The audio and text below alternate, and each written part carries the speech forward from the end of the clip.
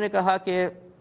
سنا یہ ہے کہ دوران اذان اگر کوئی گفتگو کرنے میں مشغول رہے تو اس کو مرتے وقت کلمہ نصیب نہیں ہوگا، کیا یہ ٹھیک ہے؟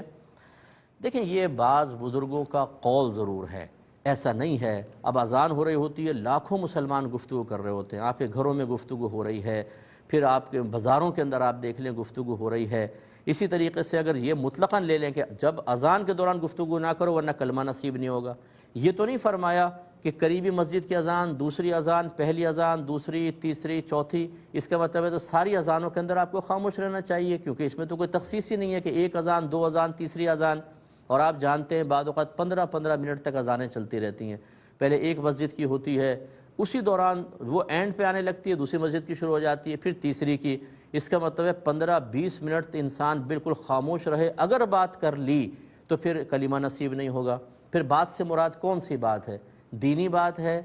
مجبوری والی بات ہے، مذاق ہے، مزاح ہے، فضول بات ہے، یا مطلب کوئی صحیح عذر ہے، نہیں ہے، کون سی بات؟ اس طرح کے کلمات، اس طرح کے جملے جو اتنے مبہم قسم کے ہوتے ہیں، جن سے صحیح نتیجہ نکالنا بہت مشکل ہوتا ہے، ہمارا مشورہ یہ ہوگا کہ ایسی چیزیں عوام کے سامنے بیان نہ کی جائیں، یا پھر یوں کہا جائے کہ بھئی اذان کے دوران چیخنا چلانا، توجہ نہ کرنا، یہ زمانہ رسول میں منافقین کا طریقہ تھا۔ ہو سکتا ہے کوئی اسی طریقے سے اذان کو غیر اہم اور معمولی سمجھ کر باتیں کرتا رہے تو اس کا ایمان ضائع ہو جائے، ہو سکتا ہے، بس اس سے زیادہ کی گنجائش نہیں ہے۔ اس طرح کی باتوں کو بیان کر کر کے لوگوں کو ڈرانا اور خود اپنے گھر والوں سے غافل ہو جانا۔ جو یہ بیان کر رہا ہو اس کے گھر میں دیکھیے گا، اس کی والدہ بات کر رہے ہوں گے، زوجہ بات کر رہے ہوں گے، بچے بات کر رہے ہوں گے، تو بھئی پھر اپنے گھر میں ایک بورڈ لگائیں بہت بڑا کہ دوران اذان اگر تم نے باتیں کی تو تمہارا ایمان تو گیا، اور اگر کوئی کرتا ہوا نظر آئے تو پھر اس کا مطلب مرتبہ اس کو کلمہ نصیب نہیں ہوگا، اتنا بڑا اس نے گناہ کیا، پھر توبہ کروائیں سب سے بار بار۔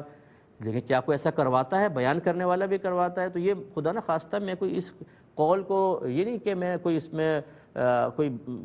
نفرت ہے اس قول کے ساتھ کہ میں نے پہلے ٹھانی ہوئی تھی کہ یہ، لیکن ہمارا کام یہ ہے کہ ہم چیز کو صحیح طریقے سے آپ کے سامنے بیان کریں۔ بہت ساری باتیں ایسی معروف ہو چکی ہیں ہمارے معاشرے میں، ان کے بارے میں وہ بزرگوں کے اقوال ضرور ہیں، لیکن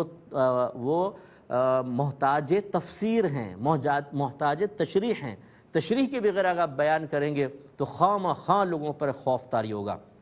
اور یہ بھی آپ دیکھیں گے کہ جو اس خوف میں مبتلا ہوگا، یا آپ نے بیان کیا خوف میں مبتلا ہوگا، اسے ذرا جہنم کی وعید سنا کر اسے بدنگاہی سے روک کر دیکھیں، آپ اسے حرام کمانے سے روک کر دیکھیں، وہ خوف پیدا نہیں ہوگا،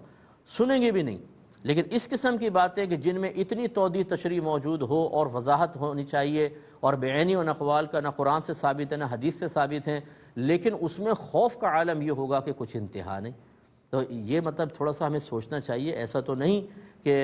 شیطان پیچھے کار فرما ہو کہ ہمیں ان چیزوں سے تو خوف دلا رہا ہو جن میں خوف زیادہ کرنا بھی نہیں ہے، اور ان میں بالکل بے خوف کر دیا جن میں خوف کرنا واجب ہے۔ جس طرح وہاں ہم گناہ گار ہوتے رہیں، یہاں اتنا گناہ کا معاملہ ہی نہیں تھا، یا گناہ کا معاملہ ہی نہیں تھا اور ہم پریشان ہوتے رہیں۔ یہ اچھی طرح سمجھیں، علم کو سیکھیں، بات کو سمجھیں، ہر سنی سنائی بات پر فوراً عمل نہیں کرنا چاہیے۔ اچھے علماء سے، میں تو خیر طالب علم ہوں، اچھے جو علماء آپ کے اطراف میں ہیں ان سے وضاحت طلب کر کے پھر اس پر آپ ضرور عملی قدم اٹھائیں۔ ایک مختصر سا بریک لیں گے، ہمیں یقین ہے